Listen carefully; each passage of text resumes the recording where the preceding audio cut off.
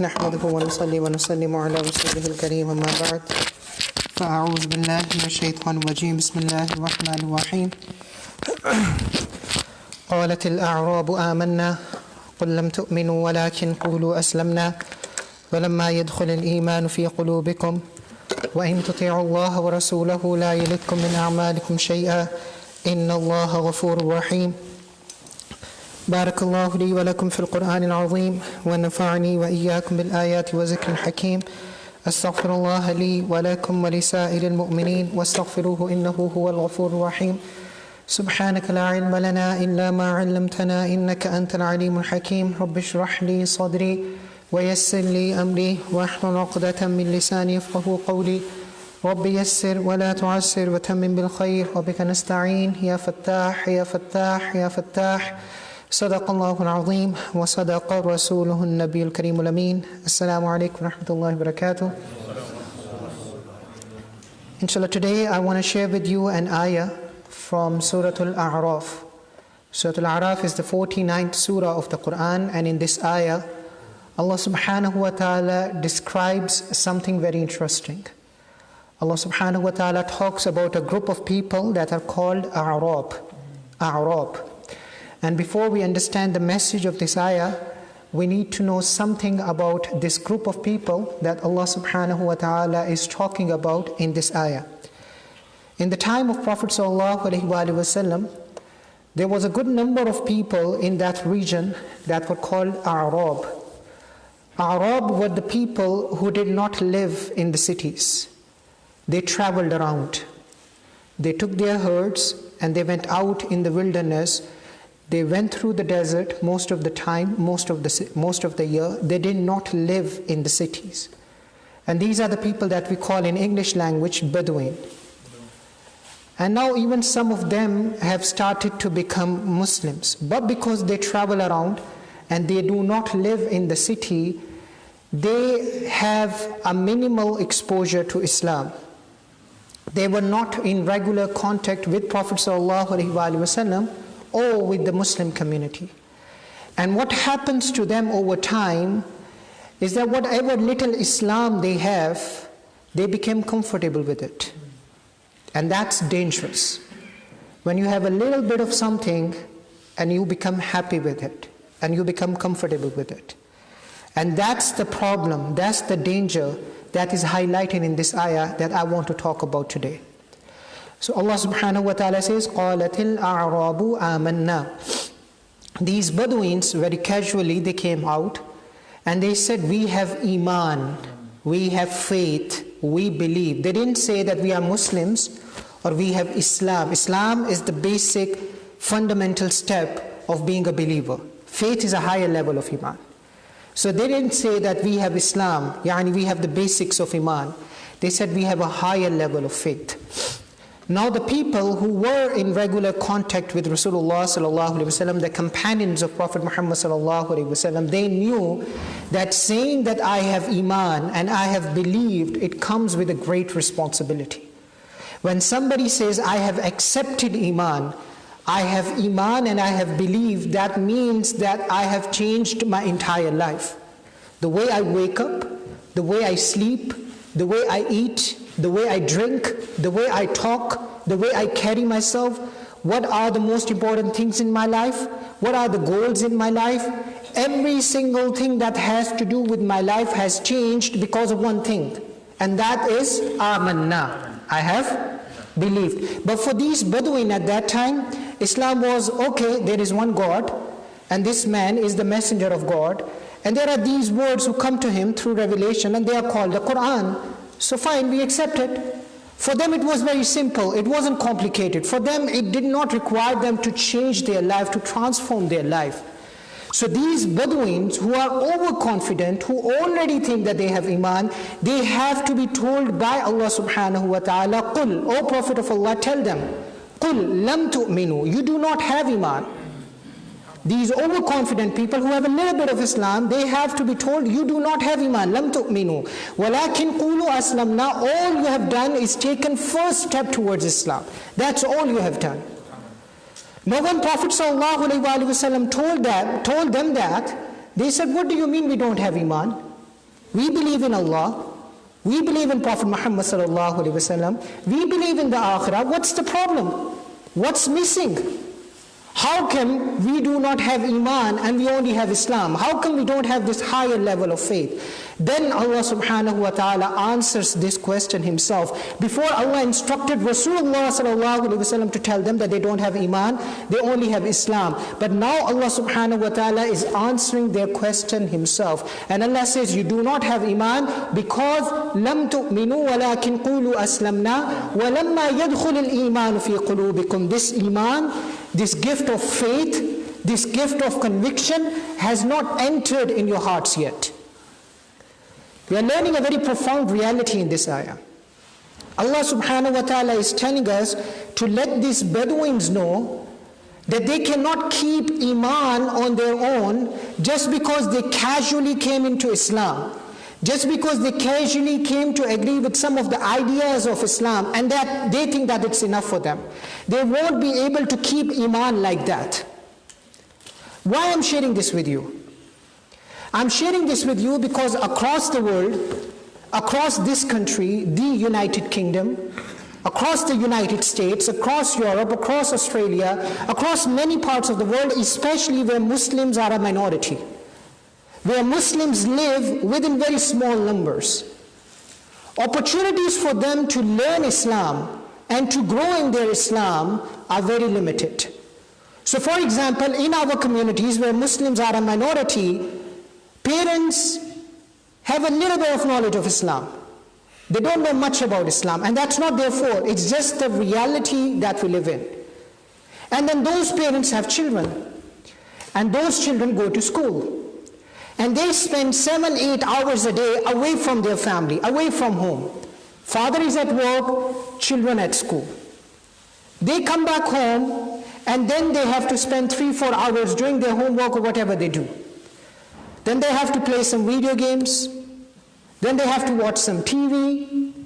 And by the time your day is over, you didn't do anything about their Islam. So just like those Bedouins, our kids are minimally exposed to Islam. As a matter of fact, most of their waking life, they experience life as other than Muslims. There is nothing specific about Islam in their life that they get hit with all the time, that make them feel that this is who I am. First and foremost, I am a Muslim. There's nothing like that in their life. As a matter of fact, when they go to school, they look different from everybody else, they behave different from everybody else, and they feel left out. And one of the things that make them feel left out is the fact that they are Muslims. So they are actually embarrassed to be Muslims in front of their friends. They are embarrassed because they don't fit in. They are not comfortable with their religion, with Islam, in front of their friends. And I know that I am talking about what happens with kids in the school, but my khutbah today is mostly about parents. It is about parents. Parents who had a little bit of Islam and they got comfortable with it. Alhamdulillah, we are Muslims. Alhamdulillah, we know what we need to know, and that's enough, and everything is fine. Everything is fine, my dear brothers, but everything is not fine until your kid turns 15 or 16 years old. When that kid is 20 years old, and when that kid comes to you and says to you, I don't want to pray, because I don't see the point of praying. Yes, you are Muslim, good for you, but it's not really my thing. Islam is not really my thing. What we need to understand that Islam is not automatically transferred. It's not an automatic thing.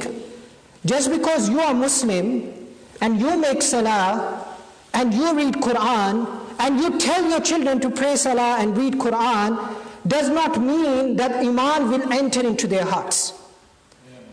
Iman will only enter into their hearts if you are making an effort to enter it into your hearts.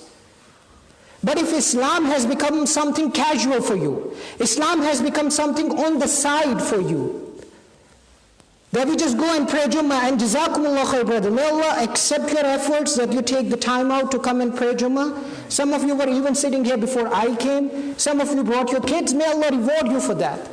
But if it's just this Islam that you have in your life, and outside of that, at home, There is nothing about Islam. There is nothing really there.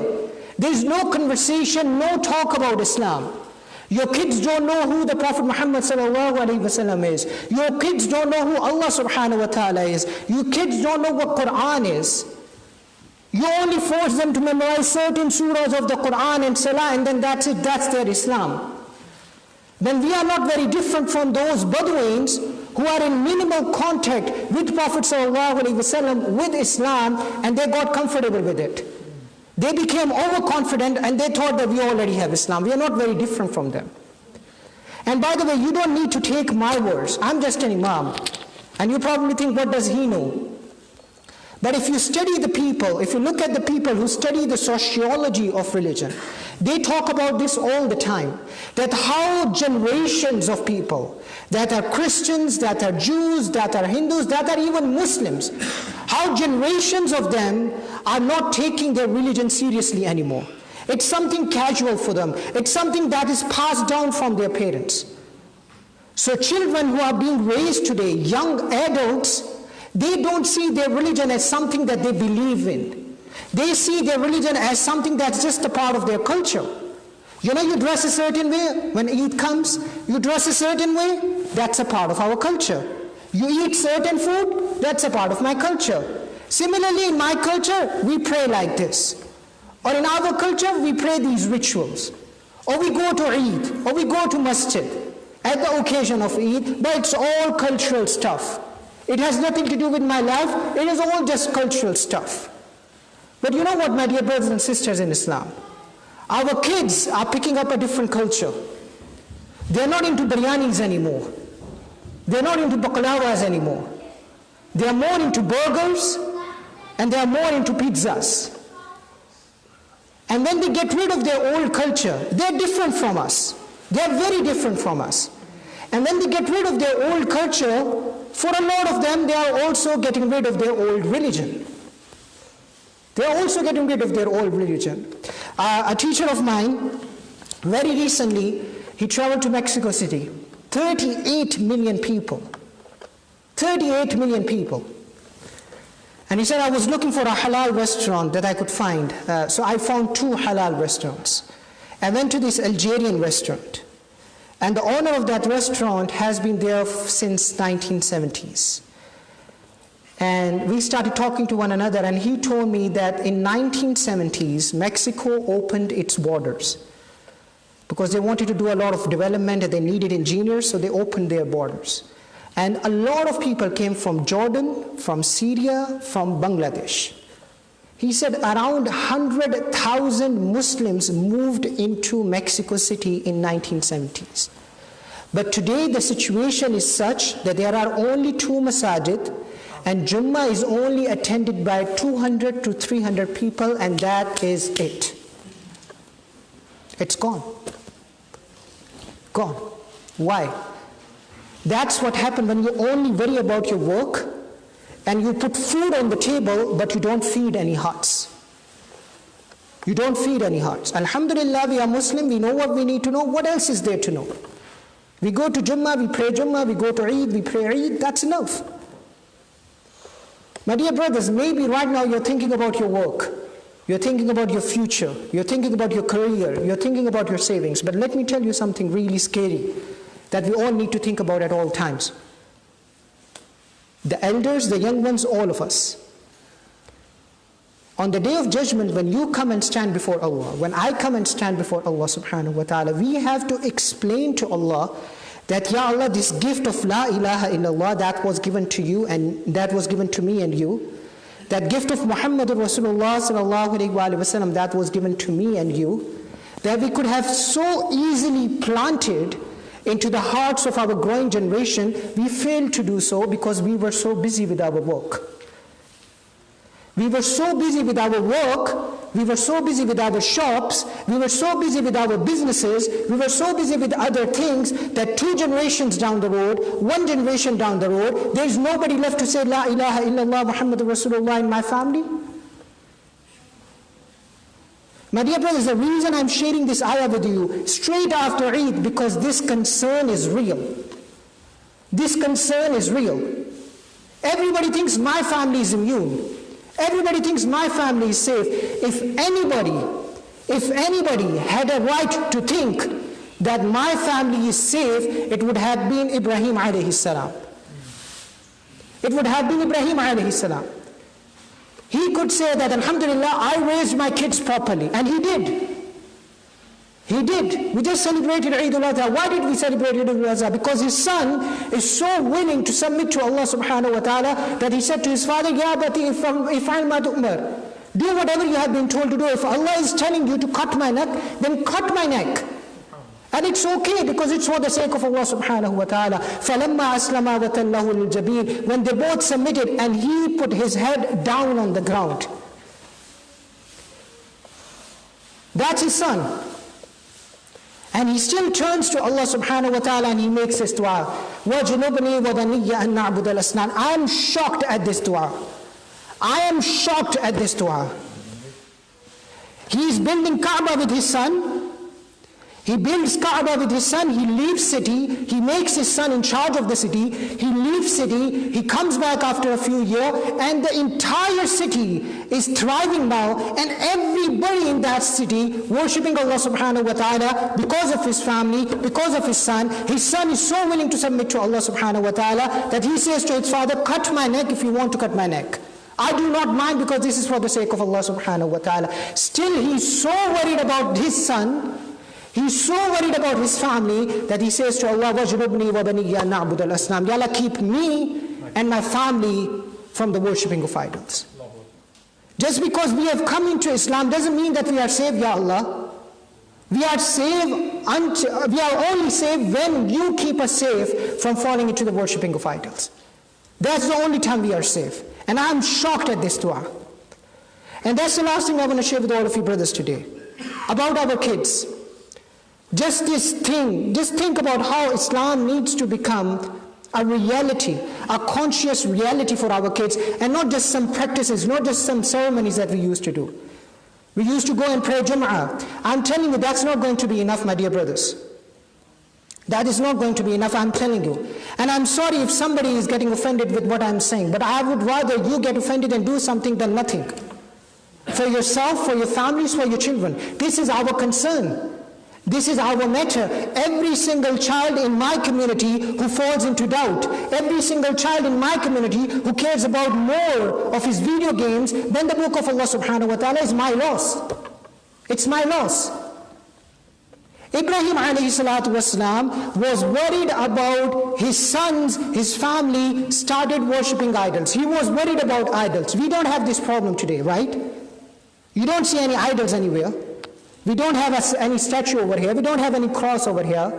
So we are not worried about our kids starting worshipping idols. We don't worry about that. But what you need to understand is that every generation has its own idols. Every era has its own idols. What is an idol? What is a sanam? An idol is something that you worship. An idol is something that your hopes are associated with. An idol is something that you think about all the time. An idol is something that replaces the place in your heart that you have for Allah subhanahu wa ta'ala. So in our time, very easily, technology can become an idol. In our times, very easily, money can become somebody's idol that they worship. All they care about is money. All they care about is looks. All they care about is the gadget. You know, back in the days, we used to have people, my own Hifz teacher, I've seen it with myself, with my own eyes. My own Hifz teacher, people used to cry because they could not go and perform Hajj, because they did not have enough financial means. People used to cry. Nowadays you have people crying because they don't have the latest iPhone. They are having a spiritual crisis because they don't have that video game. I only have PS3, I don't have PS4. And our kids are bawling tears over this stuff. What have we done? As parents, what have we done? We are creating idols for them. It's not their fault. They are ma'asoom. They are innocent. Whatever you put in front of them, they will become obsessed with it. And then you cannot blame them for their obsession. My dear brothers, please don't take me wrong. I'm trying to be very practical here. I'm not telling you to stop the people, stop your kids from playing video games. It's impossible. My nephew and nieces play video games and I play with them as well. I enjoy my time with them as well. But there is a balance that needs to be achieved. Your job is not just to be there and buy them the luxuries of life, and then nothing, and then you're doing nothing. You're creating idols in their life. That's all they will worship. That's all their life will amount to. How many times I have heard, I'm talking about Edinburgh, my dear brothers. I'm not talking about somewhere outside of this world or outside of Edinburgh. In Edinburgh, how many times I have heard stories of teenage Muslim kids, teenage Muslim boys and teenage Muslim girls, leave me alone, I don't want to pray. Leave me alone, I don't believe in God. Leave me alone, I don't believe in this religion, let me play my video games. I don't believe in God and let me play my video game. This is not unrelated. That God got replaced with another God. And we are happy and we are thinking that alhamdulillah, that Islam is enough for us. That's at least we go and pray Jumu'ah Salah. At least we go and pray Eid Salah. At least we make some pakora and namak wala gosh at Eid al-Adha. And that's enough for us. My dear brothers, وَلَمَّا يَدْخُلِ الْإِيمَانُ فِي قُلُوبِكُمْ. Remember these words of Allah. Iman has not entered into your hearts yet. And how is it going to enter into your hearts? وَإِن تُطِيعُوا اللَّهَ وَرَسُولَهُ لَا يَلِتْكُم مِّنْ أَعْمَالِكُمْ شَيْئًا. If you continue to obey Allah, if you continue to obey Rasulullah sallallahu alaihi wasallam, then only it will enter your hearts. My dear brothers, I just want to conclude on this. Look, the guidance of your children is not in your hands. It's not in your hands. It's in the hands of Allah subhanahu wa ta'ala. You can give them the best environment. You can possibly do the best that you can. But still at the end of the day, they have to make their own decisions. Prophet ﷺ would not even take the responsibility for his daughter Fatima radiyallahu ta'ala anha. He said, Ya Fatima ibn Muhammad, ittaqillah. Oh Fatima, my daughter, be fearful of Allah. Be fear of Allah. Have a fear of Allah subhanahu wa ta'ala. Kyun? فَإِنِّي لَا أَمْلِكُ لَكِ مِنَ اللَّهِ شَيْئًا. Why? Because I won't be able to help you in front of Allah subhanahu wa ta'ala. Prophet is telling his own daughter, you have to stand on your own. You are on your own in front of Allah subhanahu wa ta'ala. كُلُّهُمْ آتِيهِ يَوْمَ الْقِيَامَةِ فَرْدًا. Every single person comes and stands before Allah subhanahu wa ta'ala alone. We have to prepare our children to stand alone in front of Allah subhanahu wa ta'ala. We cannot stand for them, but we have to do our best. Then it's up to them and it's in the hands of Allah subhanahu wa ta'ala. But we should be able to say in front of Allah on the day of judgment, Ya Allah, we did our best. My argument is, and please forgive me for saying this, my argument is we are not doing our best. Yes, we cannot control their guidance. Yes, we cannot control what they turn out to be. It's up to them at the end of the day. But we should be able to say, we should not look back and say that I didn't give them the right opportunities. I didn't provide them the right opportunities. How do you practically begin this journey, my dear brothers? Please understand this. And if you learn this from today's khutbah, alhamdulillah, we have learned something. How do you practically begin this journey? How do you practically enter Iman and Islam into the hearts of your family and into your own heart? It begins when at home you start talking about deen. When you engage in conversation about who Allah is, why am I Muslim, what Quran means, why this religion is so beautiful, why this religion is so true, why this religion is so perfect. Your kids go to school, they take one biology class, they take a class on evolution, they come back and they ask you a question, Abba, how come this religion is true? There are so many religions, how come we know that our religion is the right religion? If you say to your child, Astaghfirullah, shut your mouth, go and do wudu, pray 2 rakat salah, shaitan, you are obsessed by shaitan, or shaitan has occupied you, and that's why you are asking these questions, it's unacceptable. You need to know how to talk about these things.